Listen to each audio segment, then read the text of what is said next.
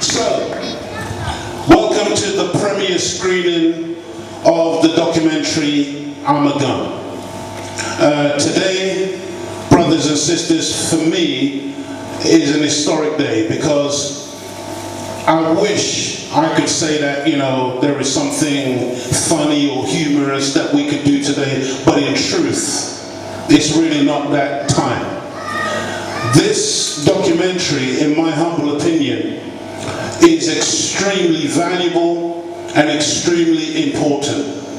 It's necessary for us to appreciate that we have a community that is in crisis.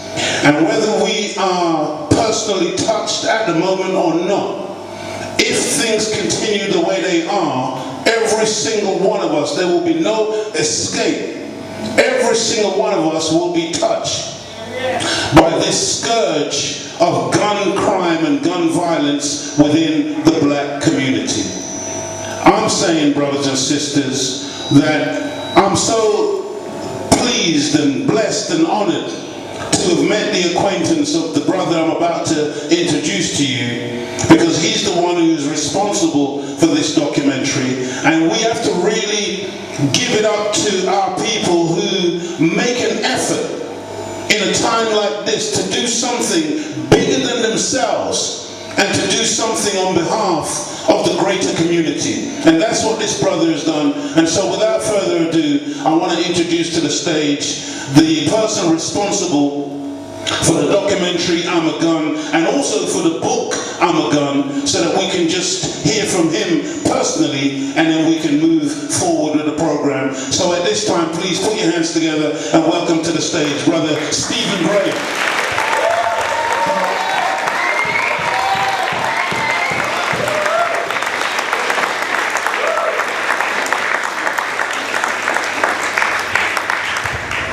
So we're going to have a little sit down. We're going to do it like a little questions and answer initially. But getting straight into it, Brother Stephen, when I met you, brother, and I heard some of the things and some of your history and where you've been and what you've been through, it takes a lot really to kind of get me, but I must admit, brother, I was very impressed by your resume, by your history. And I thought we may begin by really just asking you the question, what is it that motivates you to be an author, a person involved in sports and that type of thing, and now documentaries? What's your motivation? Where does this come from? First, if I say that, I just want to thank everyone for coming out, because this is a community event and community is important. And what's going on right now isn't just about myself. Though you will learn more about me, but I think it's important that we understand what's going on in our community and what needs to happen and what we need to do to make a change. So first, I want to thank you all for coming. But in regards to what makes me keep going and making from documentaries to books and my sports, I think it's my drive and my passion. I can say clearly, and I'll be honest, and I'd like to be open, because I think open is the best way forward.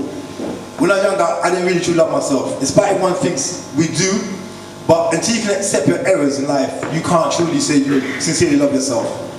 And as a youth, I used to see like the street life anything as part of what I was. I wasn't so really focused on knowing myself. When I began to understand who I am, I allowed me to channel my energy, and I looked at the things I really loved in life. And I think people need to look at what they really love in life and what they really like, because that's by doing those things, it allows you to become and bring out the best side of you. And that's what led me to start making documentaries and writing books and doing those kind of things. Okay, but let's get even deeper into the nitty-gritty. You're a man whose history in your past meant that you found yourself incarcerated. Tell us about that. How did that come about? Yeah, my life as a youth, when I found myself, it's like I was in prison. I spent 8 years in the MASH in Jamaica prison for manslaughter charge. I was charged for okay, hold on. We got to stop there, Stephen. 8 years in Jamaican prison. Is that what you said, brother? Yeah. Talk to us about it, brother. Yeah, like I said, as a youth, I thought I loved myself in it, but it's all about how I dressed and those kind of things, wearing a chain and just everything that was outside of myself is what made me love myself. But I didn't actually look into myself to see my true love in it. So when I was at the age of 15, I had to leave England. Before that, let me give you a history about myself. I went to 4 high schools, technically. Nowadays you have Peru's. I couldn't go into a Peru. No Peru wanted me. I was like, it's like, forget him. 4 high schools, no one wanted him. So my mum thought, send him to Jamaica. I went to Jamaica, and in the space of my first month out in Jamaica, I got myself in trouble and I had to fly back to England. And I went back to Jamaica a couple months later, and I got myself into madness over there, like, not to go too in depth, certain things, but I got myself into a lot of problems when I was in Jamaica, and that led to me have to run back to England. Okay, but you're gonna have to give us at least one scenario without too much in depth. Okay, one scenario of me where I had to run in Jamaica. I got myself involved in gang violence in Jamaica. England, Jamaica, mum sent me to Jamaica, bless her soul, she's passed away, peace be upon her. She sent me to Jamaica for the better for myself, innit? But not really knowing myself, love myself, I left from the fire, jumped straight into the frying pan. She sent me to Jamaica and sent me to country, but we're really, my family are Kingstonians. We're from a place called Dunkirk. So, me in Jamaica, and she put me in country, I want to know what's going on in Kingston, innit? So, I found my own way to Kingston. As a London youth, not know Jamaica, I just said, you know what? I'm looking at Jewel Boss at the time. Jewel Boss is what was running the rules. Jewel Boss from Ochi straight to Kingston. I literally was asking people, where's this, where's that, where's this, where's that? With an English accent, till I found my family. And when I did, everything inspired loose, because my cousins they're old man, so I got involved in gang business. So when I got involved in gang business, everything just went crazy. So I got myself in some serious situations, a lot of people got hurt. And I had to, they just say that I had to leave Jamaica and come back to England. So it was a death situation, I had to come back. So I come back at the age of 19, I spent 2 years in England and then got myself in similar situations and I had to run leave again. So my life was being a yo-yo, just back and forth, back and forth. So when I went to Jamaica in 97, I ended up getting incarcerated for a situation with some guys that had beef with them before, and we all ended up having an altercation where someone lost their life, and I got arrested and did a lot of time inside. Okay, so, you know, brothers and sisters, the reality of crime and punishment in the black community is real. I mean, I wouldn't ask you to put your hand up, but I guarantee you that most of us in here know somebody, one way or the other, even if it was us ourselves personally, who's been incarcerated in this country or in other parts of the world and have been involved in one form of trouble or another. And for me, this is why this is so important, that our brother who has been there, been experienced in all of that, has now turned around and turned his life around to the point now where he's making a documentary on these things. I wanted to ask you, brother, about your organization and your websites, Expressly Passionate, and what's the other one, Anatomy? Functionatomy. Talk to us a little bit about that. When I came out of prison in 2006, after being incarcerated in 1998, in 97, 98, I decided to myself that that's not the path for me. When I was in prison, I had a lot of time to reflect. And I think that's a big problem as well anyway within our community, about people don't have time to reflect. So when I was in there, I told myself, I wanted sports. I learned to write when I was in prison. In fact, I wrote my first romance novel in prison, because boy, in prison is not getting it, so you're thinking about your woman. So I'm there thinking about my woman and, you know, what was going on, about my ex and what was happening in life, and I said to myself, you know, what I really would want to see life be.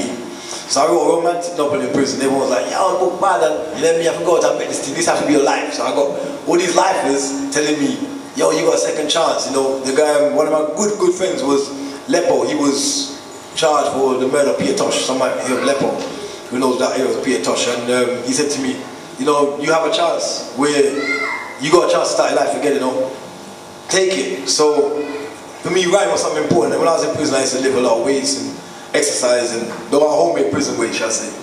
But I knew that was my passion. So what I did when I came back to England, I put one to practice. I went to college, I had no qualifications, none at all. When I came back, I had not one qualification. I did an access course, went to uni, got a degree, and during my degree I was working as well, because I didn't take full student loan. And I was at the same time, I had a plan that I'm going to turn this into a business. So I did that. Hence, God's blessing, I created Function Anatomy. I started personal training. At first I started working in football. And I believe that once I changed my energy around, it manifested everything I was doing. So when I went to Aldershot Football Club, which is a second division club, I went to Aldershot and said, listen, I want to do physio for you after my work placement. They had to do a background check on me, and it didn't come up as nothing really. Because the only thing was my charges in England was knife and robberies and etc. But that's when I was young. So I'll be honest with him, I told him, listen, I've just come out of prison in Jamaica, I don't want to hide it from you because you might find out, because I thought they might get to find out through Interpol. So I attended them anyway, and by being honest with them and showing them and they saw my skills, they took me on. So that was kind of like the spur of my career when I started to do this rehab stuff.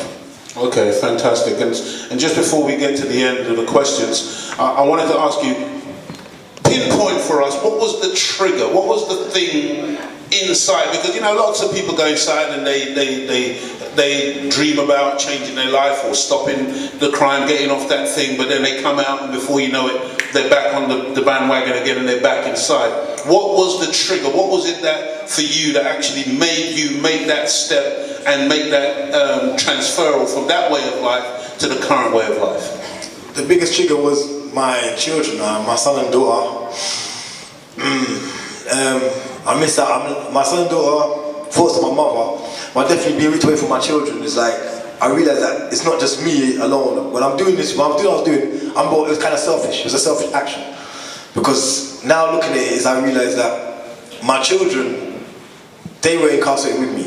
Maybe not physically, but mentally. I was in there, but they couldn't see me, they couldn't be around me. In fact, my children are in here. Where are my children? Stand up. Naz, Zico. Stand up.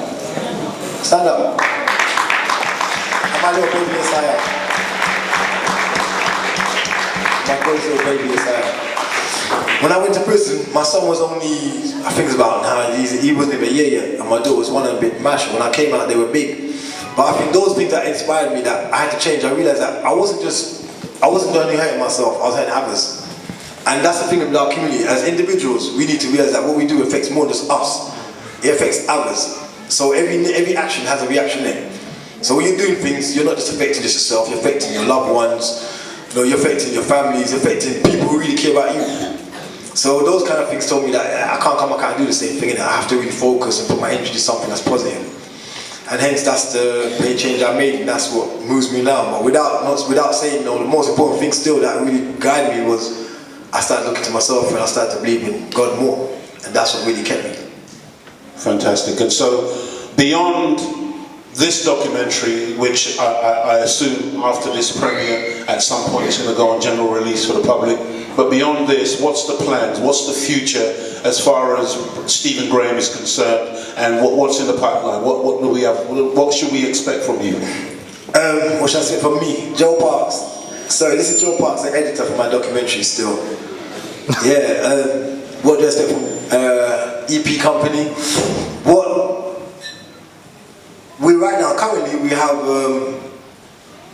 a few more other documentaries based on history. We've connected a documentary based on, it's called North East Africa, The Hidden Truth. It actually connects the truth of that. A lot of people in the West Hemisphere, we actually stem from what we classify as North East Africa. Well, they classify as Middle East. I did a documentary based in the Middle East. I went to Palestine. We have documentaries on that. Plan to go Sudan soon and do some documentaries out there. We also have documentaries we're doing over in England as well, and we're going to start filming I'm a Gun 2, which is the second part of this documentary that you're going to watch now, because I'm a Gun 2 has also got a sequel in the book. So we're going to do part 2 for the documentary, which I can't actually say exactly what's going to happen, but if you like this one, next one's going to blow your mind away, because we're really going to get in depth in everything.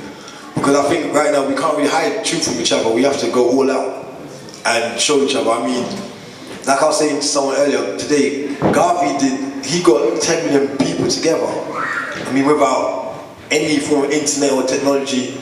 And today we've got like technology, internet, your bling bling phone, and we can't come together. Like, what's really wrong with us? It can't be physiologically, because we've got all these physical assets to help us. So it has to be something psychology going with our people in it. So that's what our EP is about. We want to try and you know, give understanding and bring insight to our people. So that's one aspect of me. But then also we have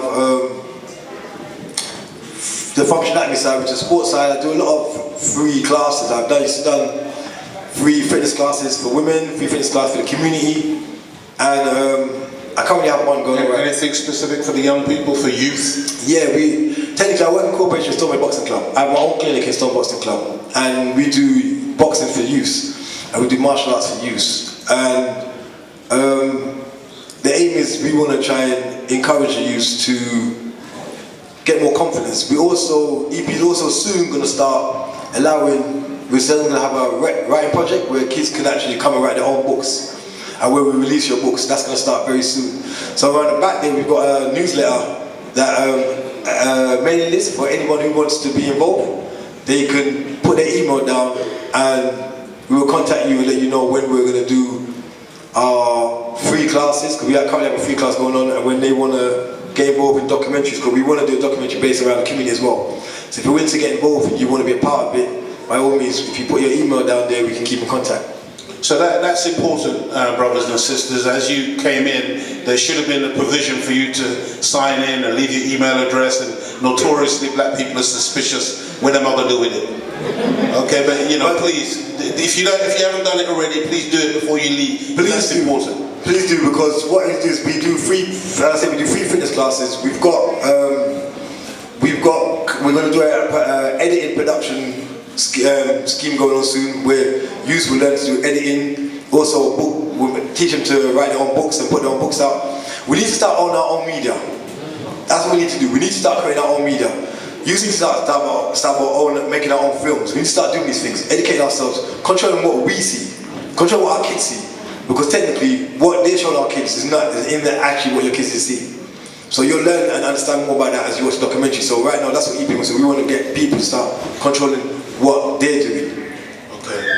All right, I'm going to ask you one final question, but just before that, just also to say that at the end of the process, once we've watched the full documentary, we're going to watch it in two halves. There's going to be a first half, then there'll be a brief break where you can get some refreshments and stuff. There's free food and drinks and everything, so you know, please partake of that in the break. Then we're going to come back, we're going to watch the second half of the documentary, and at the end of the documentary in total, there will be an opportunity. We will have a panel with some questions and answers. Those of you who ask powerful questions, and those of you who have tremendous input, you have an opportunity to actually get yourself a nice free book of Armagun. Okay, there are free books going to be available, and also Brother Stephen will make himself available for book signings.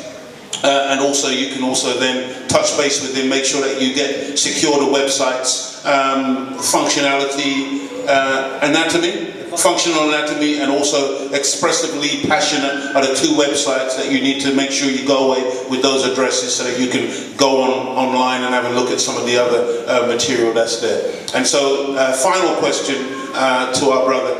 So what is it that you want people, brothers and sisters in this audience and people generally, to take away from this documentary that you've made? Well, technically I want to take away that I understand the reality of the power of the gun has. People seem to think that guns are a material object and that's what it is. But we've got to understand that everything has a vibration, everything has life. There's life to everything. And every element itself has life, whether it's metal, wood, dirt, it all has life. You know, in winter time, your door might expand because wood expands. Everything has life, there's a vibration in everything. So don't look at a gun and this thing, it's just a gun and no one will pick it up. There's a vibration to it, and it was created from a thought of a person. So if I think about something, I manifest it, whether it's for good or bad, it has a vibration of my thought pattern in it. But no one created the gun with the intention that the gun's going to do good for no one. So understand psychological takeover. It's what the book's about, the documentary is about. The gun literally has a psychological takeover. It gives you a psychological takeover. It has energy to it, and a very destructive one at that. So that's what I want people to really understand and know, that this is not. If you look at like how our community said, this wasn't happening 15, 20 years ago. We wasn't that divided, and gun wasn't that potent, so easy in everyone's hands, was so quick. People didn't get it so easy. The odd man, they will have it still, but not everyone how it is today. So we got to ask ourselves, why do we have it so quick? And the same pattern happened in Jamaica. 98 elections was one of the most blessed elections in Jamaica. But why before that? No, 1978, gun violence started shown on TV in Jamaica. Everyone knows that. Those days you see cowboy western movies come on. All of a sudden, from cowboy movie western start come on, next minute now, people election night, election, man, Tubby's lose his life. We go look at those things. Same thing with America. What? Guns, it wasn't so popular at one time, then it happens. We have to ask why in certain communities does it happen? And why is Muswell Hill, you don't know Muswell Hill, you don't have all about guns and liquor stores in the corner, but you do down here. So we have to ask ourselves why.